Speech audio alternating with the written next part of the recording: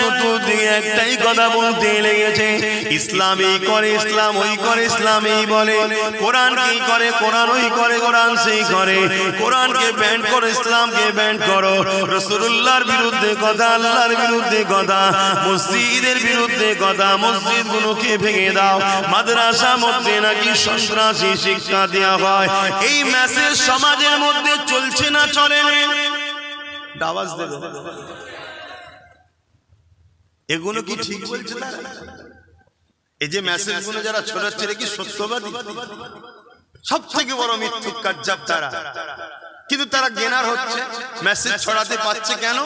আমাদের সমাজেরই বড় একটা যুব সমাজ না বুঝে হোক আর লোভে পড়ে হোক বা ইসলাম থেকে দূরে সরে যে হোক চুপ করে আছে, বা তাদেরই পিছনে হই হই করে ঘুরে বেড়ায় আছে না? না, এই ঘরটা তৈরি হলে এখান থেকে কি মেসেজ দেওয়া হবে? কোরআন মানুষ বানায়, জোরে বলুন সুবহানাল্লাহ। এখান থেকে কি মেসেজ দেওয়া হবে? মানব প্রেমে, দেশ প্রেমে, ইনসাফে, ইনসানিয়াতের, সাম্যের, এটা ইসলাম। এখানে ইসলাম শেখানো হবে। আজকে যারা ইসলামের জন্য মানুষের খোদা হতে পারছে না, তারা কখনো চাইবে মাদ্রাসাটা গড়ে উঠুক? মা তাদেরই হাতের পুতুল হয়ে আমার কওমের যারা নাচছে, তারা কি চাইবে মাদ্রাসাটা হোক? আমি বড় অনুরোধ করছি, আগে যে কোনো বিষয়কে জানুন। আপনি ইসলামের দাবি করলে শুধু হয় না, আল্লাহ আপনাকে সৃষ্টি করেছে, কেন করেছে জানবেন না? কি জন্য বানালো? দুনিয়া জমিনে তুমি যাও, হাত দিয়েছি, গরিবকে লোটো, এতিমকে লোটো, হারাম ইনকাম করো, যা খুশি করবে তাই না। আল্লাহ দুটো হাত দিয়েছে কেন জানবেন না? দুটো পা দিয়েছে কেন জানবেন না? আপনাকে আল্লাহ কুকুর না বানিয়ে, গরু ছাগল গাধা না বানিয়ে আশরাফুল মখলুকাত কেন করলো জানবেন না? বাপেরা, নওজোয়ান তরুণেরা, এই জানাটা আপনি কোনো কলেজ, স্কুল, ভার্সিটিতে পাবেন না। আপনি ডাক্তার হতে পারবেন, আপনি ইঞ্জিনিয়ার হতে পারবেন, আপনি জজ হতে পারবেন, আপনি পুলিশ হতে পারবেন, আপনি বড় বড় পলিটিক্যাল সায়েন্স পড়ে রাজনীতিবিদ হতে পারবেন, কিন্তু আপনার উত্তম আখলাক, উত্তম চরিত্র ওখান থেকে পাবেন না। যে জন্য আল্লাহ সৃষ্টি করেছে, উত্তম আদর্শওয়ালা মানুষ হতে গেলে ওই শিক্ষা কোরআনের শিক্ষা নিতে হবে। কেননা দুনিয়া জমিনে কোরআন এমন একটা কিতাব, জালিকাল কিতাব লা রাইবা ফিহি, এর মধ্যে ভুল তো দূরের কথা, এর মধ্যে কোনো সন্দেহ নাই। আপনি জানেন কি জানি না, পৃথিবীর বুকে কয়েক মিলিয়ন বিলিয়ন কোটি ডলার টাকা খরচ করে করে প্রতি বছরে কোরআনের রিসার্চ করতে চলেছে। দুই কারণে রিসার্চ হতে লেগেছে, এক কোরআনের ভুলবার করার জন্য, আর এক কারণটা হলো কোরআনের মধ্যে জমিনের তলার গোপন রহস্য রয়েছে, কোরআনের মধ্যে প্লেন আবিষ্কারের রহস্য রয়েছে, কোরআনের মধ্যে সায়েন্স রয়েছে, ম্যাথমেটিক্স রয়েছে, কোরআনের মধ্যে দর্শন রয়েছে, ফিলোসফি রয়েছে, কোরআনের মধ্যে আপনি টেকনিক্যাল বিজনেস সব কিছু রয়েছে। এই কোরআন থেকে বিশ্ব গবেষণা করে তারা আসমানে চলে যাচ্ছে, চাঁদে চলে যাচ্ছে, সেই জন্য তারা রিসার্চ করতে লেগেছে।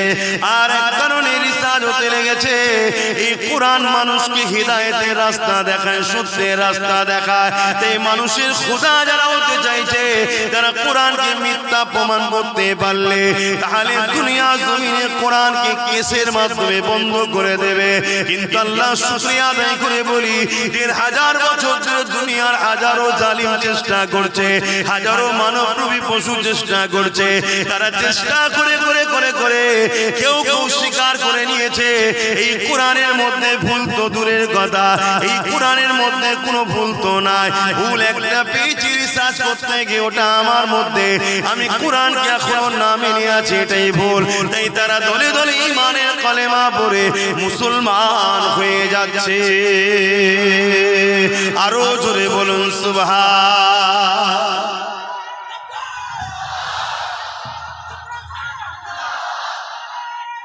আল্লাহ। তাহলে আমাদের যুবকরা যদি আমাদের কাছে না আসে, আমরা বুঝাবো কি করে? আর আমাদের কাছে এরা আসুক। দুনিয়ায় যারা তোমাদের খোদা হতে চাইছে তারা কখনো চাইবে? কথা বলো, চাইবে না। তারা হাজারো দিক দিয়ে আমাদের বিরুদ্ধে, যেমন কোরআনের বিরুদ্ধে মিথ্যা প্রচার করছে, রাসূলুল্লাহর বিরুদ্ধে মিথ্যা প্রচার করছে, দ্বীনের বিরুদ্ধে মিথ্যা প্রচার করছে। তারা হাজারো দিক দিয়ে আমাদের বিষয়ে মিথ্যা প্রচার করছে, যাতে করে তোমরা উলামাদের কাছে না যাও, যাতে করে তোমরা মাদ্রাসা মসজিদে দান না করে ফেলো, যাতে করে তোমাদের এখান বা বিভিন্ন জায়গায় মাদ্রাসা না গজিয়ে ওঠে। খুব ভালো করে বোঝো, আমার দেশের উত্তরপ্রদেশে 25,000 মাদ্রাসাকে ব্যান করে দেওয়া হয়েছে। জানো কত? 25,000। কারণ কি? জীবনে একটা দেখাতে পারবেন যে মাদ্রাসা থেকে পড়াশোনা করে কোন ছেলে তার মাকে বৃদ্ধাশ্রমে দিয়েছে? কথা বলে। বৃদ্ধাশ্রমটা বিজনেস না বিজনেস নয়? বৃদ্ধাশ্রম যারা করে এটা বিজনেস না বিজনেস নয়? জোরে বলে। বিজনেস। মুসলিম সমাজের মধ্যে যদি কেউ কোনো মাকে বৃদ্ধাশ্রমে দিয়েছে, সে কখনো জান্নাত যাওয়া তো দূরের কথা, জান্নাতের খুশবু পাবে না। সে যত বড়ই নামাজি হোক, হাজি হোক, মুফতি হোক, মাওলানা হোক, যাই হোক, ওর মা যদি কোনোদিন ওর ব্যবহারে একবার তাম পৃথিবীর মলি সাহেবকে দোয়া করি, ওকে জান্নাতে কেউ ঢুকাতে পারবে না। এই শিক্ষাটা আমরা দিই না? এই শিক্ষা যদি দেওয়া হয়, তাহলে বৃদ্ধাশ্রমে মুসলমানদের মায়েরা যাবে কেন? সে ডাক্তার হোক, ইঞ্জিনিয়ার হোক, উকিল হোক, জজ হোক, সিএম হোক, পিএম হোক, ডিএম হোক, জেলার সাহেব হোক, পীর সাহেব হোক, মুফতি হোক, সে বলবো রে সর্বনাশ, মাকে না ভালোবাসলে, বাপকে না ভালোবাসলে এ তো জাহান্নামে যেতে হবে।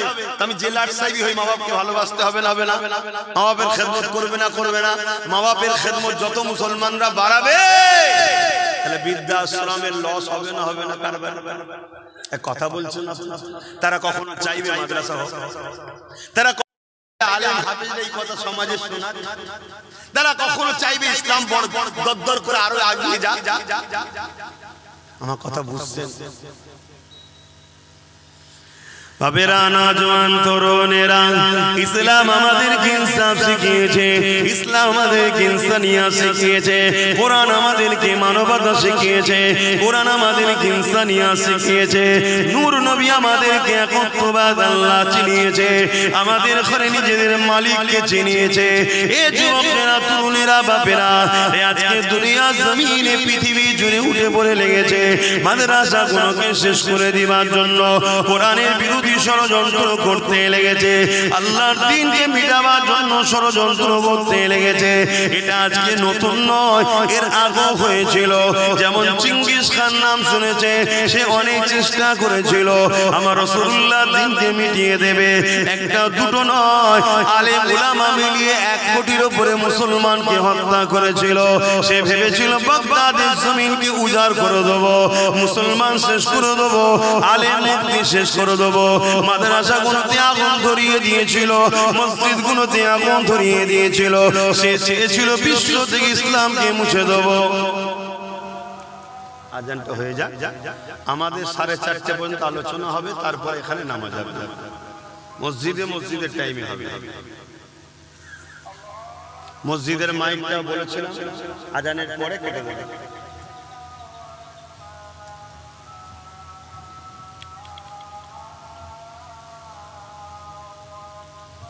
আল্লাহু আকবার, আল্লাহু আকবার।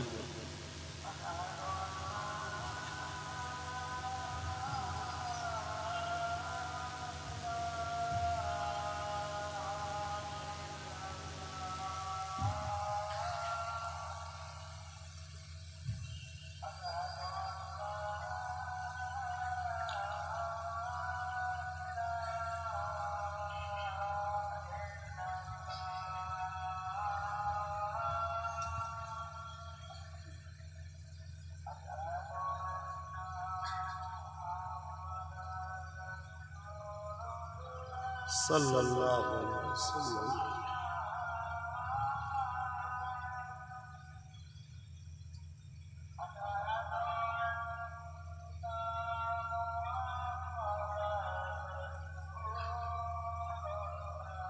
সাল্লাল্লাহু আলাইহি ওয়াসাল্লাম।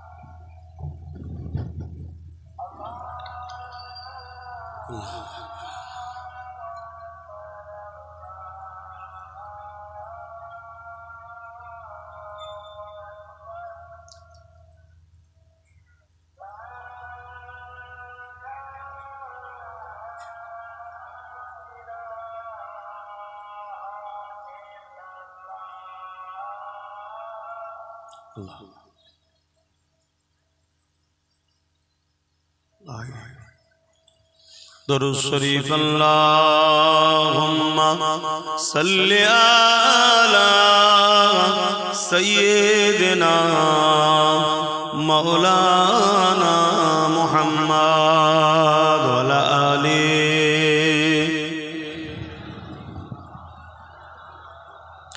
মুসলমান ঘরের ছেলে মেয়েরা, তরুণেরা, বাবেরা, এ নবী পাকের উম্মত উম্মতি গণেরা, শুধু মুসলমান মুখে দাবি করলে হয় না, অন্তর আল্লাহর দ্বীনের উপরে মহব্বত ভালোবাসা থাকা দরকার। এ নওজওয়ানেরা, যুগে যুগে একদল জালিমরা চেয়েছে তারা আল্লাহর দ্বীনকে জমি থেকে মিটিয়ে দেবে। কেন? তারা মানুষের খোদা হতে চেয়েছে, মানুষকে লুটতে চেয়েছে। ইসলাম সর্বসময় মানুষের পক্ষে কথা বলেছে, ইনসাফের পক্ষে কথা বলেছে, ইনসানিয়াতের পক্ষে কথা বলেছে। ইসলাম শিক্ষা দিয়েছে মানুষ গরিব হলো তার উপরে জুলুম করা যাবে না, কালো হলো ফর্সা তার উপরে জুলুম করতে পারবে না। তাই সবার সমান অধিকারের কথা বলেছে।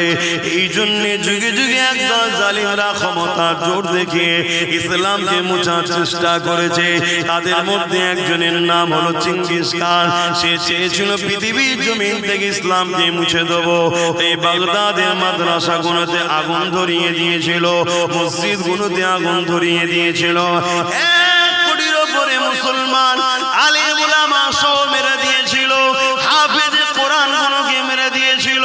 কেন? তারা চেয়েছিল কোরআন যদি কিতাবগুলোকে পানিতে ফেলে দেওয়া হয়, পুড়িয়ে দেওয়া হয়, কিন্তু হাফেজ সাহেব যদি রয়ে যায় আর আলেম যদি রয়ে যায়, হাফেজ তেলাওয়াত করবে আর আলেম হুবহু নকল করে তৈরি করে দেবে। হাজারো চেষ্টা করে 1 কোটির উপরে মানুষ মেরে মসজিদ মাদ্রাসা গুলোতে আগুন দেওয়ার পরও সে মিটে গেছে। দুনিয়া তাকে স্মরণ করে না, তার অস্তিত্ব দুনিয়াতে নাই, তার উত্তরসূরি দুনিয়া জমিনে নাই। কিন্তু মনে রাখবেন পৃথিবীর জমিনে আজ লাখো লাখো হাফেজে কোরআন আছে, লাখো লাখো আলেম আছে, লাখো লাখো মুফতি মাওলানা রয়েছে, লাখো লাখো মসজিদ মাদ্রাসা আছে। 250 কোটি মুসলমান পৃথিবীতে রয়েছে। আরো জোরে বলুন সুবহান। আর একজন ছিল হালাকু খান, নাম শুনেছেন? দাজলা নদীর পানিকে পুরো লাল করে দিয়েছে রক্তে। এত মুসলমান মেরেছে, আলেম মেরেছে, মাওলানা মেরেছে, হাফেজ মেরেছে। কেন? এরা মানুষের প্রভু হতে চেয়েছে, কিন্তু ইসলাম এদের বাধা হয়ে দাঁড়িয়েছে। এরা জুলুমের সাম্রাজ্য তৈরি করতে চেয়েছে। গরিবকে পোকা মাকড়ের মতো হত্যা করব, কোনো বিচার হবে না, ইনসাফ হবে না। মানুষ এদের গোলাম হয়ে, দাস দাসী হয়ে এদের উপাসনা করবে, এই মেসেজ এরা পৃথিবীকে দিতে চেয়েছে। আর ইসলাম একটাই কথা বলেছে, একমাত্র স্রষ্টা ছাড়া, আল্লাহ ছাড়া কারো কাছে মাথা নত নাই, কারো গোলাম নয়। এবং গরিব বড় লোককে শতকরা 2.5 দিতে হবে। জোরে বলুন সুবহানাল্লাহ। এরা নারীগুলোকে ভোগের পাত্রী বানাতে চেয়েছে। নারী মানে শুধু ভোগের জিনিস, কিন্তু ইসলাম বলেছে না, নারী ভোগের জিনিস নয়। নারী মা হবে, নারী বোন হবে, বেটি হবে। হ্যাঁ, নারীর মধ্যে থেকে একজন তোমার স্ত্রী হবে, সম্মান পাবে। অর্থাৎ নারীদেরকে সম্মান ইসলাম দিয়েছে। আর দুনিয়া জালিমরা নারীদেরকে ভোগের পাত্রী বানাতে চেয়েছে। নারীগুলোকে নারীগুলোকে স্বামীর সঙ্গে পরিয়ে দিত।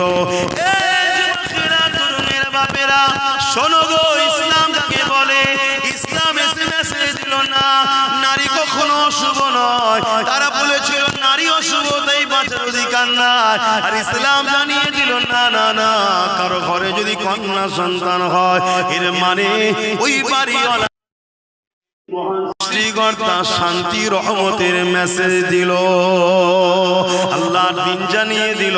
আমার রাসূলুল্লাহ বলে দিল নারী অশুভ নয়, কারো ঘরে যদি নারী জন্ম হয় আমার আল্লাহ ওই বাপকে জান্নাতের মেসেজ দিল। আল্লাহ নবী আরো জানিয়ে দিল, এ দুনিয়ার মানুষেরা নারীগুলোকে ভোগের পাত্রী বানিয়ে রেখেছো, এগুলো তোমরা অন্যায় করতে লেগেছো। নারীদেরকে আজাদ দাও, তাদেরকে বাঁচার স্বাধীনতা দাও, তারা যেভাবে আল্লাহর হুকুম সেইভাবে তারা চলবে, তাদের উপরে জুলুম করো না। আমি রাসূলুল্লাহ জানিয়ে দিই, কারো ঘরে যদি পর পর 3টে কন্যা সন্তান হয় আর ওই 3 কন্যা সন্তানের বাবা যদি ওই নারীগুলোকে দিন শিখিয়ে পর্দা পুশিদার মধ্যে রেখে নিকাহ বিবাহটা দিয়ে দিতে পারে, ওই 3 সন্তানের বাবা আর আমি রাসূলুল্লাহ এইভাবে দুটো আগুন তুলে দেখিয়েছে, যেমন পাশাপাশি রয়েছে আল্লাহর জান্নাতে ওই 3 কন্যার বাবা আর আমি রাসূলুল্লাহ পাশাপাশি থাকিব। আরো জোরে বলুন সুবহান।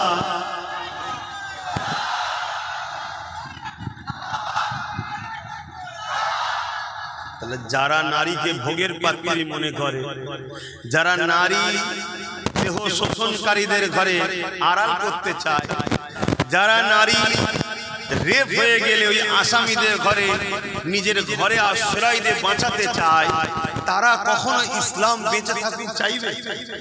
তারা কখনো ইসলামের শিক্ষা কেন্দ্র মাদ্রাসা হোক চাইবে? আর তাদেরই হাতের পুতুল আমার ঘরের ছেলে যারা হয়ে গেছে তারাও তাদের সুরে সুর মিলাবে না, মিলাবে না। কিন্তু আমার ঘরের ছেলেরা জানে না যে কবর কত ভয়ানক। আমার ঘরের ছেলেরা জানে না আখিরাতটা কত ভয়ানক। আমার ঘরের ছেলে জানে না এই যৌবন চিরস্থায়ী নয়। তোমার আব্বার দিকেই দেখো না, তোমার দাদা দাদির দিকে দেখো না, তোমার নানা নানির দিকে দেখো না, লড়তে পারছে না। একটা সময় সব ক্ষমতা ছিল, আল্লাহ সব নিয়ে নিচ্ছে। অতএব আমার যুবকরা, এই যৌবনের বয়সে কিছু করো আল্লাহর জন্য, দিনের জন্য করে যাও। ওটা আল্লাহর রাহে করবে, তোমার আখিরাতের ব্যাংকে জমা থাকবে, ওখানে তুমি কামিয়াবি হবে। জোরে বলুন সুবহানাল্লাহ। কিছু যদি করতে না পারো, যারা করছে তাদের দলকে ভিড় করে তাদের সঙ্গে জুড়ে থাকো। ভিড়ও একটা সাপোর্ট না, সাপোর্ট না কথা বলে। 10টা লোক আর 10,000 লোক, 10,000-এর মধ্যে 999 হয়তো চুপচাপ দাঁড়িয়েই আছে, কিন্তু তারপরও দূর থেকে কেউ দেখে কি বলবে, এই অনেক আছে। এটাও কিন্তু তোমারই ওসিলা, তোমার ওসিলা তো অবদান আছে না না। এজন্য ইসলাম বলেছে কোন বাতিলদের মিটিং মিছিলে জলসা মাহফিলে যেও না, ইসলাম বিরোধীদের কর্মকাণ্ডে অনুষ্ঠানে যেও না, কোরআন বিরোধী মজলিসে যেও না, দিন ইসলামের মিটানোকারী জালিমদের মিটিং মিছিলে যেও না। কেন গেলে ভিড় হবে, ভিড় হওয়া মানে তাদেরকে আরো অন্যায় করার উৎসাহিত তুমিও করছো, এর জন্য তুমিও আসামি, জাহান্নামে যাবে। আমার হয়তো অনেক যুবক ভাববে, দৌড় বাবু যখন মরবো তখন দেখবে। কি দেখবে সোনার ভাই আমার, কি দেখবে? এক্ষুনি যদি হাতটা বুড়া হয়ে যায়, এক্ষুনি যদি বুকে একটা পেন শুরু হয়ে যায়, লাপালাপি করে শুয়ে পড়বে, 2-4 জন ধরে ধরে নিয়ে যাবে, কাঁদেই হয়তো মরণ হয়ে যাবে। কোনো গ্যারান্টি আছে শরীরে? মরণ হয়ে যাবে। সন্ধ্যের পরে হোক, ঈশার পরে হোক, জানাজা হয়ে যাবে। কবরে তো সবাই দিয়ে আসবে চোখের পানি ফেলে, আহা মা কাঁদবে, বাপ কাঁদবে। কবরে মাটি মঞ্জিল দিয়ে গ্রামবাসী চলে আসবে। 1 সপ্তাহ যেতে না যেতে মাও ভুলে যাবে, বাপও ভুলে যাবে, পাড়া প্রতিবেশী ভুলে যাবে। হালকা বয়স যদি হয়, বিবি যদি থাকে, সেও নতুন সংসারের জন্য ভাববে, সন্তানের ভবিষ্যতের জন্য ভাববে। আর সন্তান যদি না থাকে তো আরো মিটে গেল, আরো তাড়াতাড়ি চলে যাবে। কি আমার কথা ভুল হচ্ছে? এটা হাকিকত। কিন্তু তোমার কবরে কি হচ্ছে জানো? যদি তুমি ইসলামের অনুসারী না হয়ে যেতে পারো, তুমি যদি আল্লাহ ও রাসূলের বিধান মেনে চলে যেতে না পারো, তুমি যদি রাসূলুল্লাহর মুহাব্বত হৃদয়ে না রেখে যেতে পারো, নবী পাকের আদব যদি হৃদয়ে রেখে যেতে পারো, তুমি যদি রাসূলুল্লাহ দ্বীনের পক্ষে না দাঁড়িয়ে যেতে পারো, এ যুবকেরা, তরুণীরা, বাপেরা, ওই কবরের জমিনে 99টা সাপ দেওয়া হবে, জাহান্নামের একটা গর্ত করে দেওয়া হবে। এ যুবকেরা, সেই জায়গায় তোমাকে আমাকে থাকতে হবে। আল্লাহ তোমাকে আমাকে হেদায়েত দেন, মাফ করে দেন, বলো আমিন। কতটা ভয়ানক হবে, ওই জায়গায় তোমার পাশে কেউ দাঁড়াবে না, তোমার দুনিয়ার দরদি দাদা দিদি কেউ দাঁড়াবে না, তোমার দুনিয়ার দরদি কোন নেতা লিডার দাঁড়াবে না, দুনিয়ার দরদি তোমার দুনিয়াদার প্রভু যারা সাজার স্বপ্ন দেখছে তারাও তোমার পাশে কেউ দাঁড়াবে না। ওই জায়গায় তোমাকে বিপদে পড়তে হবে। এ দুনিয়ার মানুষ শুনে রেখে দাও, আমি কোনো গল্প কাহিনী কিসসা বলছি না, আমি আল্লাহর কোরআন থেকে বলছি, নবীর হাদিস থেকে বলছি। পৃথিবীর জমিনে বিশ্ববিখ্যাত পণ্ডিত যারা, বিশ্ববিখ্যাত শিক্ষিত যারা, তারা যুগ যুগ ধরে কোরআনের বিরুদ্ধে, হাদিসের বিরুদ্ধে রিসার্চ করতে লেগেছে। তারা রিসার্চ করেছে 20 বছর ধরে, কেউ 30 বছর ধরে রিসার্চ করার পরে তারা নিজেরা বলতে বাধ্য হয়েছে এই কোরআনের মধ্যে কোনো ভুল নাই। এই তারাও দলে দলে ঈমানের কলেমা পড়ে রাসূলুল্লাহর গোলামি করতে লেগেছে। আরো জোরে বলুন সুবহান। তুমি আমি ভাববে না আমার কওমের ঘরের ছেলে তোমরা, আমার নবীর উম্মত উম্মতির ঘরের ছেলে তোমরা, একটু বলবো না? বুঝাচ্ছি আমার যুবকরা, বুঝাচ্ছি, বোঝো বোঝো। কেন কিয়ামত একদিন হবে, কবরে একদিন যেতে হবে, আখিরাতের কথা ভাবো। এ নওজওয়ানেরা, ওয়াল তানজুরু নাফসুম মা কদ্দামাত লিগাদ, প্রতিটা নফসের উচিত পরকাল নিয়ে ভাবা। আল্লাহর কোরআন জানিয়ে দিল কেন পরকালটা বড় কঠিন হয়ে যাবে। যেদিন কিয়ামতের দিন হবে, ময়দানে মাশর হবে, অর্থাৎ ওই দিনটা হিসাবে দিন, বিচারের দিন। দুনিয়ায় তুমি খুন করেছো, দুনিয়ায় তুমি চুরি করেছো, দুনিয়ায় তুমি ডাকাতি করেছো, দুনিয়ায় তুমি গরিবের উপরে জুলুম করেছো, দুনিয়ায় তুমি এতিমের সম্পদ ছেড়ে নিয়েছো, দুনিয়ায় তুমি গায়ের জোর দেখিয়ে দলবল নিয়ে পরের জমি দখল করে নিয়েছো, দুনিয়ার জমিনে মা বাপকে কষ্ট দিয়েছো, দুনিয়ার জমিনে পাড়া প্রতিবেশীর হক মেরেছো, দুনিয়ার জমিনে রাষ্ট্রের মালকে নিজের মাল মনে করে ভক্ষণ করেছো, দুনিয়ার জমিনে এতিমের মালকে নিজের মাল মনে করে খেয়েছো, দুনিয়ার জমিনে তোমার দাদাগিরির সামনে কেউ দাঁড়াতে পারে না। বা যদিও দুনিয়ার আদালতে তোমার বিচার হয়ে থাকে, এই বিচার কিন্তু আসল বিচার নয়। তোমার সৃষ্টিকর্তা রব আল্লাহ তোমার জন্য বিচারের ব্যবস্থা করে রেখেছে। ওই বিচারের দিনটা হলো কিয়ামতের দিন হবে। কিয়ামতের দিনে সবাইকে তোলা হবে। তুমি যদি মনে করো মারা যাবার পরে সব শেষ হয়ে গেল, তাহলে তোমার তো আল্লাহর পাওয়ারের উপরে ঈমান নাই, আল্লাহর ক্ষমতার উপরে বিশ্বাস নাই। আল্লাহকে তুমি তাহলে এখনো চিনতে পারোনি। আল্লাহর ক্ষমতাকে যে অস্বীকার করে, আল্লাহকে যে চিনতে পারলো না, তার মধ্যে ঈমান আর কোথায় রইল? সে যতই মুসলমানের ঘরের ছেলে বলো, হাজির ঘরের ছেলে বলো, পীরের ঘরের ছেলে বলো, তার মধ্যে ঈমান বলে তো কিছু নয়। মনে রাখবে আমার আল্লাহ আবার উঠাবে। সুম্মা নুফিকা উখরা ফাইযা হুম কিয়ামুন ইয়ানজিরু, সূরা জুমার 68 নম্বর আয়াত। যে কোরআন এই মাদ্রাসাতে শিক্ষা দেওয়া হবে, এই যুবকেরা, তরুণেরা, ওই দিনে আল্লাহ পাক যেমন নাগল দিলে জমিন থেকে আলু ওঠে বা বিভিন্ন চাষের জিনিস আপনারা ওঠান, ওই সময় জমিন ফেটে গিয়ে মানুষগুলো উঠতে থাকবে। ওই কিয়ামতের দিনে আল্লাহ পাক সবাইকে দাঁড় করাবে। এ যুবক, আল্লাহকে ভয় করো। এ যুবক, নবীর সুন্নতে জিন্দেগি কাটাও। এ যুবক, তওবা করে ফিরে আসো। গান তোমার মাকসাদ নয়, যাত্রা তোমার জায়গা নয়, সিনেমা তোমার ঘর নয়। তোমার ঘর হবে মসজিদ, তোমার স্থান হবে মাদ্রাসা, আর তোমার সোহবত হবে আলেমদের দরবার। মনে রাখবে এত শান্তি তুমি পাবে, আখিরাতেও শান্তি পাবে। আজকে তুমি কোরআন ছেড়ে দিয়ে, রাসূল ছেড়ে দিয়ে, মাদ্রাসা মসজিদ উলামা ছেড়ে দিয়ে, বুকে হাত দিয়ে বলো তোমরা কেউ কি শান্তিতে সংসারে আছো? কেন নাই ভেবেছো কখন? আসো ফিরে আসো যুবক, এই রং তামাশা এনেছো না, এটা রঙিন দুনিয়া। রঙের পিছনে ছোট না, আমার ছোট হুজুর পীর কেবলা বলতেন, বাবারা গিলটির চমকে সোনা ভুলে গেলি বাবা। গিলটির এমন এমন সব জিনিস বেরিয়েছে, মানুষ আর সোনা ভুলে গেছে, গিলটির পিছনে ছুটছে। গিলটি বোঝেন তো নাকি? কি বলে ওকে? কসমেটিক্সের দোকানে যেটা বিক্রি হয়, সিটি গোল্ড। ওর চমক দেখে আর ওর ডিজাইন দেখে মানুষ সোনা ভুলে গেছে। সোনার পিছনে আর ছুটছে না, ওর পিছনে ছুটছে। আর অল্প পয়সায় পেচ্ছে, কম দামে কিনে মজা, বাড়ি ফিরে গেল সোজা, কিছুতে ঢোকে না হাতে, তাই শেষে পস্তানা। কম দামে কিনেছে, পায়ের মোজা অল্প পয়সায় পেয়েছে, ঘরে গিয়ে শীতকালে এবার হাতে ঢুকাতে চাইছে, আর ঢোকে?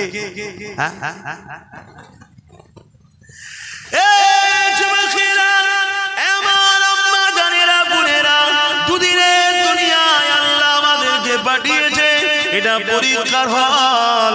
আখিরাত হলো আমাদের পরীক্ষার জায়গা, ওখানে আল্লাহ পাক রেজাল্ট আউট করবে। এখানে পরীক্ষার জন্য পাঠিয়েছে, বিচারের দিন রেজাল্টের ফয়সালা হবে। কোথায় হবে? ময়দানে মাশর, যে জায়গার নাম। ওই দিনটা কেমন হবে একটু শুনে রেখে দাও। আল্লাহর কোরআন জানাচ্ছে, কানা মিকদারু 50 আলফা সানাতে। কোরআন জানাচ্ছে যে কোরআনে কলম চালাবার ক্ষমতা পৃথিবীর কারো হয়নি, জের জবরকে চেঞ্জ করার পর্যন্ত ক্ষমতা হয়নি। পৃথিবীতে হাজারো কিতাব আছে, প্রতিটা কিতাবের লেখক লাস্টে লিখে দেয়, যদি কোনো ভুল ময়া নজরে পড়ে সংশোধনের জন্য ধরিয়ে দেবেন। এই বলে তো নাকি?